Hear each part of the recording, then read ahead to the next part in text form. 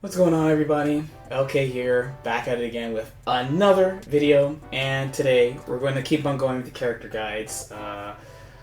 These are just overviews just to get you in really quickly, just giving you the bare bones so that you can hop in, right? So far we've done SSJ Goku, SSJ Vegeta, and Ginyu. So next I'm doing a character that I very much enjoyed playing when I played him, and he's kind of different from other characters.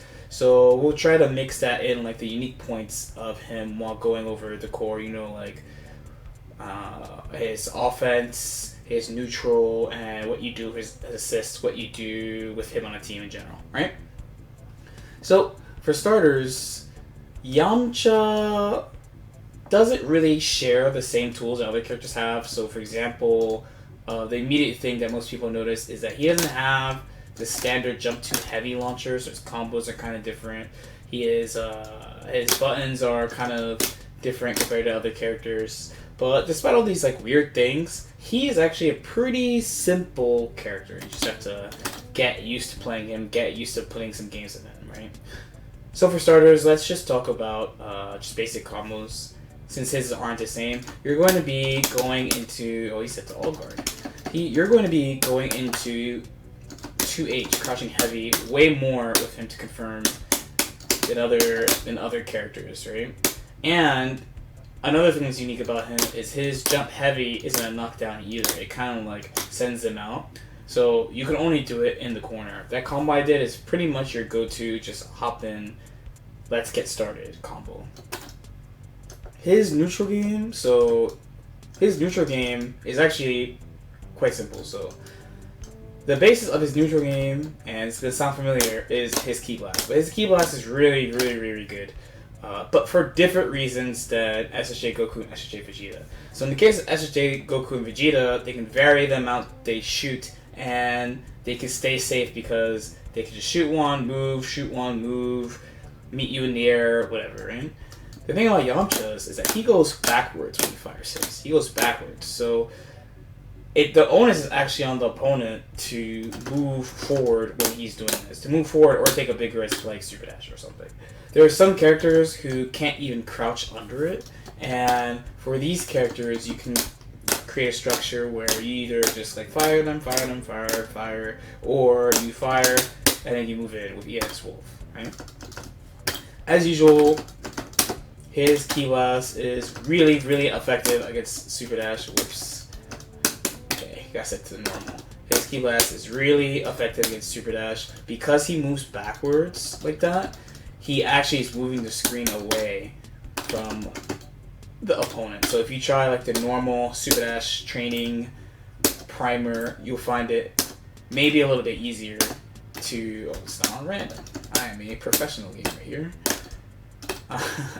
You find it a little bit easier to hit Super Dash with him from full screen like that, because you get a little bit, just a pinch more time, because he moves the screen backwards. Yes, there you go. Now the next thing, and I did kind of mention it, was EX Wolf. So EX Wolf is pretty much on par with Bardock's EX Larry, I would say. It jails the vanish just like his, so you get the plus frames there, which is good. It's also ridiculously fast. This is the main thing about him. This is one of the things that I think stands out about him. From full screen, it's at fastest about 18, 17 frames. So you can punish things from full screen that other characters can't. Oh, 16. It's actually faster. I remember. Okay. So you can punish things full screen that other characters can't punish, and you can punish things on reflect that other characters can punish too. So a reminder that when you... His speed is slow. There you go. One day. This is why we mash. Okay, so... Reminder that when you reflect, moves that jail into vanish. Okay? So, if you reflect a move that jails into vanish, the opponent, the person you reflected, is pretty disadvantageous. You get this special reflect that recovers faster. So most characters, we take GT here. So, whoops. This is how you know it's late. Okay, take GT right here. He uses power pole, right? But in the case of Yamcha, you generally use, so for a punish like this is fine and very damaging, but if it's something else, so let's say I reflected just like a random normal, right? Whoops. You can use EX Wolf Fang Fist to punish normals that most people can't. I probably should do this in the corner.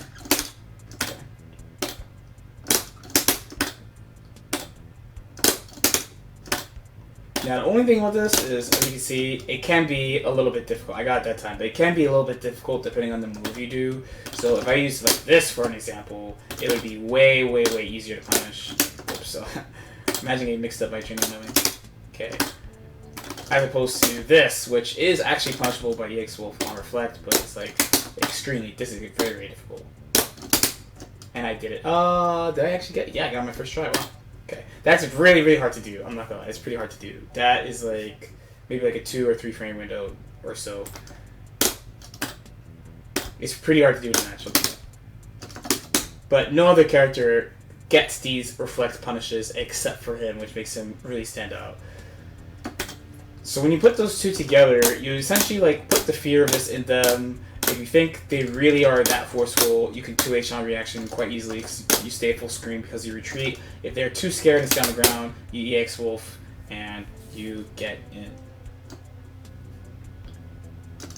So despite like it being like pretty physical, like you have to like pay attention to them, it is very simple. Like you're only using essentially like 2 moves and like your standard dash jump movement, like meeting them in the air style movement. Now, moving on to Gatling's pressure. So he has a few things that are different from other characters. So first, his standing jab is slower than other characters. It's 7. So when you block overheads, you can't jab. You have to use his 2L, which is not a low, but 6 frames, but it's a baby normal. As I like to say, it is a childlike normal. This is a normal that Gideon would have. Very small, very small. Now, he does have 10 frame low, right? This move is low. 10 frame low, I think, is pretty much viable as long as you line up the timing right. He has a downwards jab, so you know he can fuzzy characters fine. Fuzzy the tall characters really fine using his 2M or Rising JL, right? So that stuff's pretty standard, right? So this, pretty standard. When you go to his 5M and 5H, that's where it gets a little bit weird. So one thing about the game is that block stun is mostly assigned universally. So there's like light block stun and there's medium block stun, medium/heavy block stun. They're the same amount. It's 15. So like this move, well maybe not in his case, but if I brought in like say, like this move has the same amount of block stun as this move, despite you probably not thinking the case because one is heavy and one is medium. So his 5M is actually 18 frames, but it's even on block. So, because of that, he doesn't have a way to do airtight strings into his 5M. But if you can get them to block it, you can reset pressure in a way that you can't really do with overhead, because these two are both even, but the 5M is faster, and you can like position yourself, especially when they're back to the corner. You can position yourself in an advantageous place easier than using overhead, which advances a lot. Of course, they can reflect, but you can just stop. You can call it out by just stopping or whatever. Now, whether or not you use 5M is kind of a player preference. So, like, in my case, I don't really use it with him mid-screen, but in the corner I use it quite a bit, again, because of that positional thing. You can position yourself in a pretty safe place away from the opponent. The other important move is 5H. So this one's a pretty important one because it's +4 on block, and plus frames are pretty rare to just have in the game, and he doesn't have to spend meter on it like with EX Wolf Vanish, right? So if they let you do this, it's really good. People who have experience against him will probably try to reflect, and you have to like do something in advance to counter it, like special cancel it or not let the frames rock. But if they let you do this, if you can use it in a tricky way and set it up in a tricky way, then you just get plus frames, and significant plus frames too, which is good. It lets him reset his pressure, you'll get your assists back, etc. Now, next will probably be actually his auto combo. So his auto combo has a couple special properties. So his LL pulls out of the corner. Okay, right. So of course, in sparking, this is an easy way to like score a hit. His third hit of auto combo is a multi-hitting auto combo. So there's a few things you can do with this. So one, if you need a safe tag, you can tag someone in, and you're significantly plus. You're plus 12, so you have a lot of time to just do pretty much anything. If they're a tall character and you bring in like a character that can fuzzy tall characters, you can literally do this, air dash in, and like do the fuzzy when you do it right. You could also be pretty safe from guard cancels here. I could try to show it real quick. Quick little recording.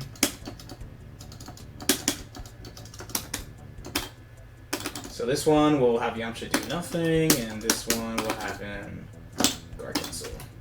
So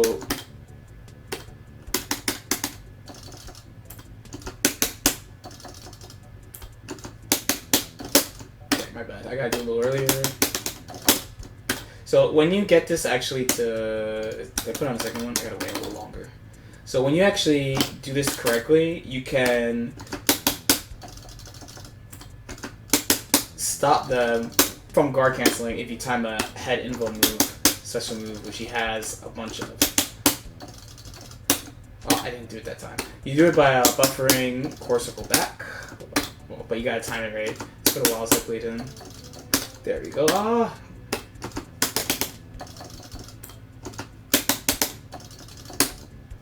But he basically, I mean, I'll take the easy way.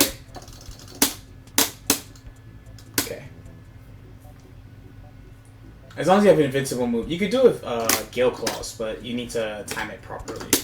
But the main thing is you could just sit there and do it until the end of the move.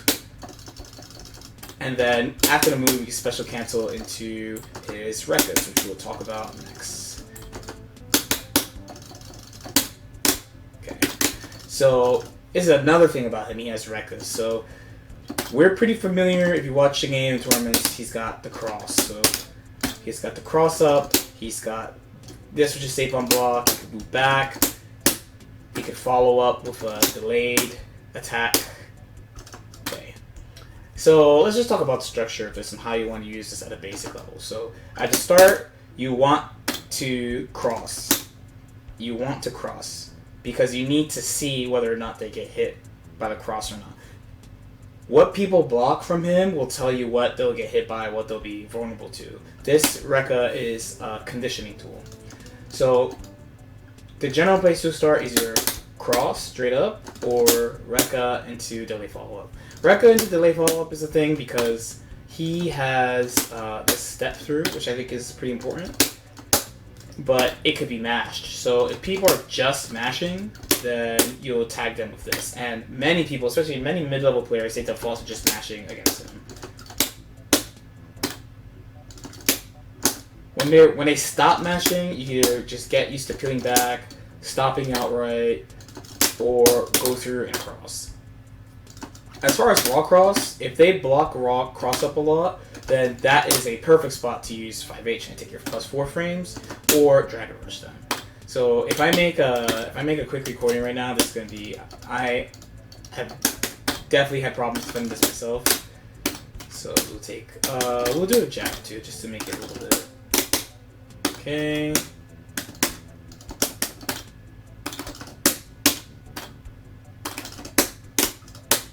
Whoops. We'll make him not run, just to be pure. And the last one will be cross. So all three of these options are really, oh, is he hiding it? There we go. All three of these options are really, really hard to defend against. The way people should do it is just pick one. Like I tend personally to wait for the cross, but that means I have to take the plus frames.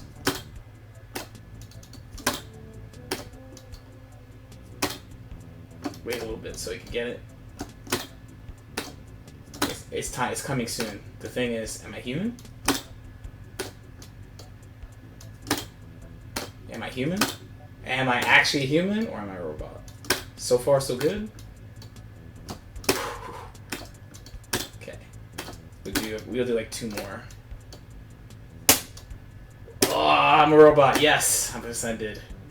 I've ascended. Okay. We add 1 more. If they manage to defend all of those, then don't try not to do block strings into Dragon Rush. Try to just Dragon Rush them immediately like this.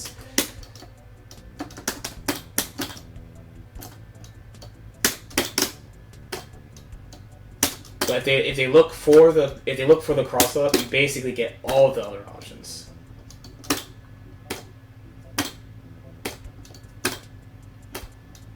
Okay. So the next thing I want to talk about is 2S actually, because people ask me about this a lot. So as a neutral tool, I don't think it's that notable, really. Like you could do like some cute stuff with it. You can fire 3 Ki blasts, like 2S, S, S, right? That's like okay, but it's generally used for knockdown, for altering your safe jump timings. You'd have to experiment with it on your own because it seems like a lot of the high-level Yamcha players have different timings, different things they're looking for, etc. So in my case, in my personal case, I'll just do this. I like to aim for the up tech and then move in. I don't use it to actually safe jump. Like I'll actually normally safe jump with him, and then if I think they're going to like up tech or stay on the ground, then I'll use like the 2S. Right? Everyone has a different way of using it, so I'm not gonna stay on that for too long. So next, let's talk about his assist. Let's talk about his assist and his position on the team in general. So as far as his assist, we are all pretty aware of what people use it for, and a lot of people at lower levels of play literally think he is the best assist in the game. He's a very strong assist. I would not say he's the best assist in the game, but he is really, really good at what he does, and he defines close-range teams in the game. So first, let's look at it. So here it is. That is his Runful Rekka assist. It's plus 40, so it's an obvious tool for mix-ups. You get to do a bunch of mix-ups with it. And, of course, there's the legendary Super Dash assist call. And with him, it's very real because he's a very, very fast assist. The first hit of the Wolf comes like 19 frames, right?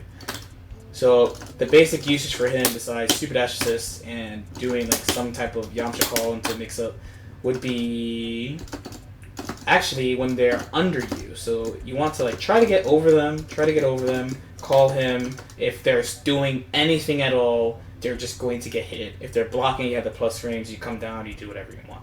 Pretty straightforward. The only thing is you have to get over there, because he doesn't go full screen. He goes far, but he doesn't go full screen, and it does mean something. You have to go over to them to use that assist. You have to go over to them. As far as Super Dash assists, they have to be grounded for it to be effective.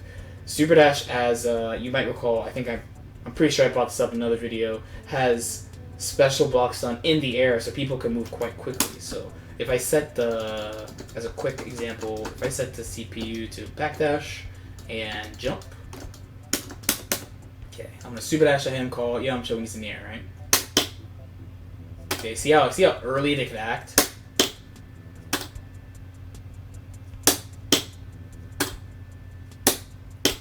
As a reminder too, in Arxis games,